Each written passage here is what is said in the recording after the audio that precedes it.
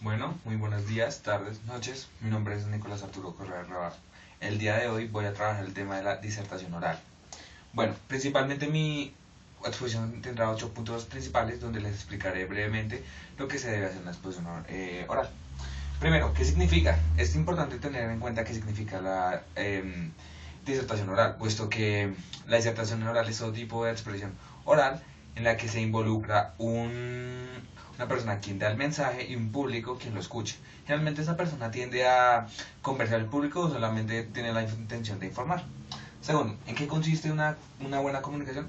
Una buena comunicación no exige tener las palabras más sofisticadas, sino que es el modo en que la persona se expresa para que su público lo entienda. Es decir, si una persona tiene un público que es coloquial, la persona debe guiarse por un lenguaje coloquial, cosa de que se le entienda aún más. Si el público le entendió con dicho lenguaje, podría decir efectivamente que hizo un trabajo efectivo de comunicación.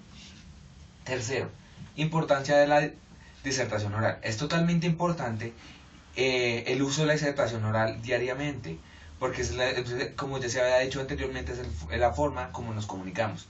Muchas personas creen que porque no están en la rama de la comunicación o de las ciencias, pueden afirmar de que no lo necesitan o que no lo hacen. Pero nunca se sabe en qué momento una persona puede dar una charla en un auditorio o simplemente dar una entrevista de trabajo. En esos momentos uno utiliza una disertación oral, uno debe expresar algo o dar una información. Es totalmente necesario reconocer la importancia de ello. Cuarto, ¿hay una fórmula secreta? No.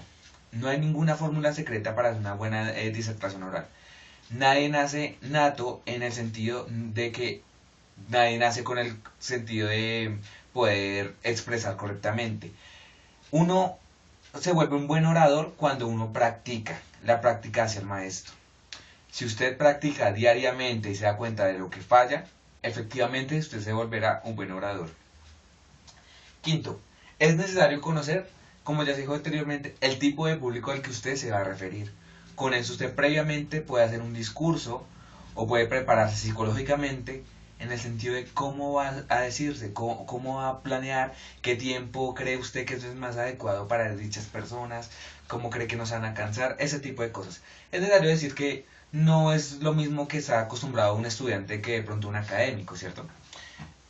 También el tema, si debe usted seleccionar un tema con el que usted se sienta cómodo o gusto, con el sentido de que usted vea que es más posible y más fácil desarrollarlo. Sexto, para esta parte incluir 5 siglas, las cuales son ICCSF y investigación, puesto que es la base del tema. Nunca se puede asegurar que usted sabe lo suficiente de un tema. Siempre debe estar indagando continuamente acerca del tema que usted va a exponer. Es mejor entre más investigación, mejor se verá su presentación. C. Coherencia. Sus argumentos deben ser muy lógicos. No puede estar usted pasar a decir mentiras, porque usted debe decir siempre la verdad en una exposición. C. La otra C. Debe usted tener confianza, debe confiar en sí mismo para que los demás puedan confiar en usted. S. Seguridad. Usted debe transmitir seguridad a la hora de hablar, puesto que eso le da mayor nivel a sus argumentos. Debe tenerlo muy en cuenta. Y F. Fluidez. Usted debe tener cierta fluidez y no trabarse a la hora de hablar, puesto que las personas se dan mucha cuenta de eso y eso le dará aún más valor a sus argumentos.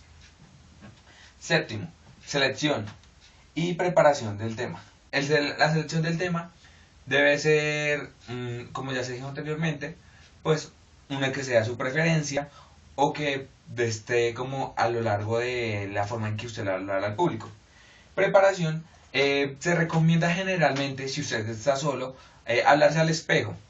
O si puede grabarse, mirar en qué aspecto está fallando, o si no, decirle a una persona que lo mire, que evalúe su exposición y así poder hacer una retroalimentación con él y darse cuenta de sus errores a la hora de exponer.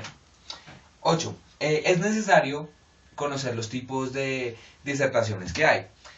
Efectivamente, hay 4 principales. La alusión, que es generalmente espontánea, no requiere de una preparación previa, porque generalmente son intervenciones u opiniones que se dan. La segunda es la charla.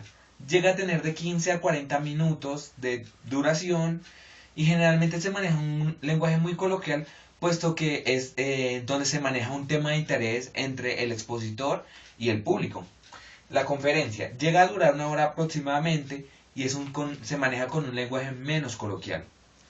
Generalmente el expositor pues y el público no tienen tanta conexión como en la charla. Y por último, el discurso. Este es el más, es el menos coloquial y como más académico, por decirlo de alguna manera, puesto que este dura 3 horas, llega a durar 3 horas y generalmente se usa un lenguaje literario. Es menos, es menos plausible que los dichos anteriormente. Ahora, por último quisiera agregar que en la disertación oral muchas veces en los idiomas nosotros tendemos a equivocarnos por la falta de conectores. Es necesario en otros idiomas e incluso en el propio tener en cuenta los conectores que vamos a usar a la hora de hablar. Muchas gracias y espero que hayan entendido la importancia y las claves de tener una buena disertación oral. Gracias.